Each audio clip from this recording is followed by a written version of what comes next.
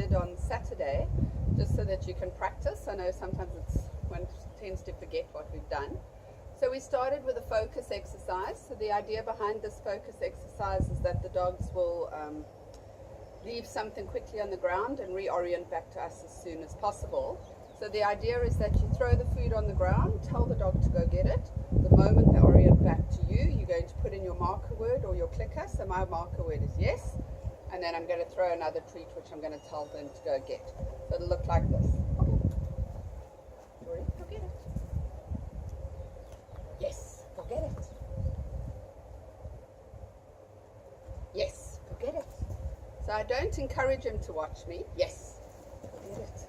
He just has to do it on his own. Yes, go get it. I might also start adding some movement. Yes, go get it. Whoops. Yes, go get it. Good boy. Yes, go get it.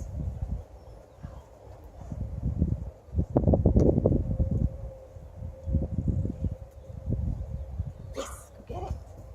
All right, the other exercise we worked on was introducing them to the pivot stone. So all of you did pretty well getting the dogs on, and some of you are beyond just the first step. But remember, the idea is really that the dogs learn to use their hindquarters and how to find the heel position. So remember, our basic heel work positions are the dog in front of us facing us, left, right, and the dog behind us facing us. So I'm going to just show you sort of how I want the dogs to progress.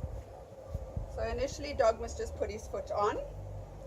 And then for those of you who are at the beginning step, you're going to first just get your dogs to start moving their hind legs in both directions.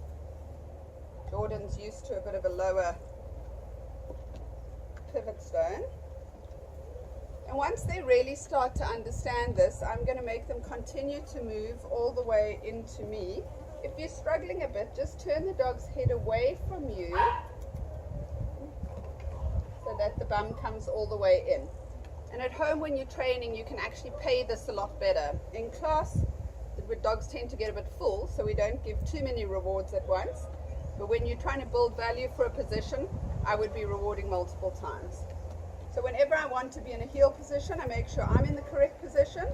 I'm going to bring my dog all the way in. I then move to a lower pivot stone, and eventually I just put a piece of paper on the ground just that the dog sees a target. But ultimately I want the dog to be able to do this without the pivot stone.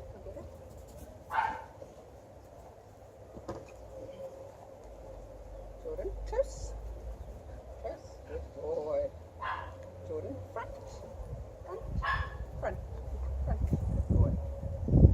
Side. Good boy. Good. Jordan, behind. Good. Jordan, side. Good boy. Really close. Good boy.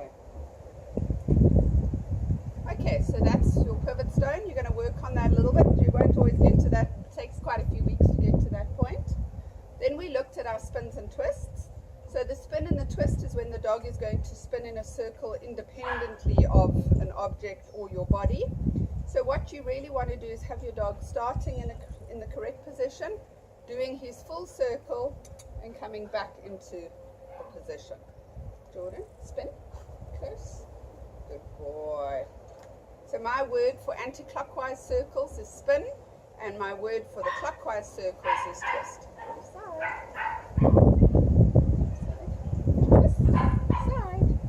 If your dog's doing this with a hand signal, so if you can do that and your dog will come back into the position, when you're trying to teach the word, you must say the word first and only then move your body. So I would say twist, and then I would move my hand. I don't do the two together, otherwise the dog's going to just follow the body language and never learn the word. So in front as well, I want my dog to be able to distinguish, because when they're next to you, they use context. So in front, spin. Good boy, front. Good boy. Twist. Oopsie. Jolly twist. Front. Front. Front. Twist. Front. Good boy. And then I always tell the dog where they're going, because I might tell them to go somewhere different. So I might have him in close, Jordy, and I might tell him to spin front and get him to end in a different position. So always tell them where they're going.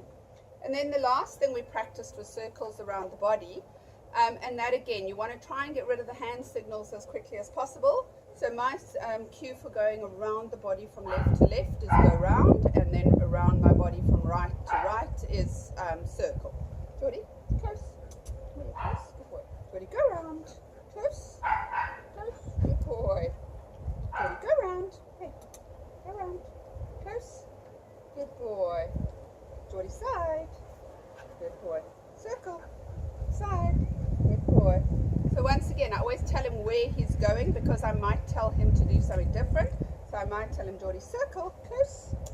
Oopsie, where you going? Circle, close, close. Oopsie. Circle, close. Good boy. Need to practice that a little bit. He seems to have forgotten that. I generally don't actually give the circle cue. I only give my placement cues, but gives you the idea. And then we just worked a little bit through starting a little sequence, and we added that circle, and remember it was just 4 steps and then the circle. So Jordy, go around, very close. 1, 2, 3, 4, go around, close, good boy. Okay, so again,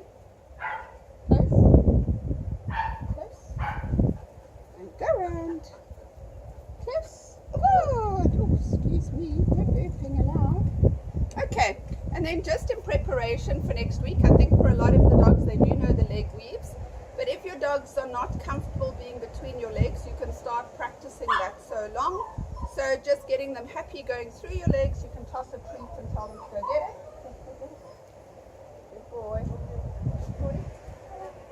Yeah, good boy. So you just want them comfortable coming between your legs.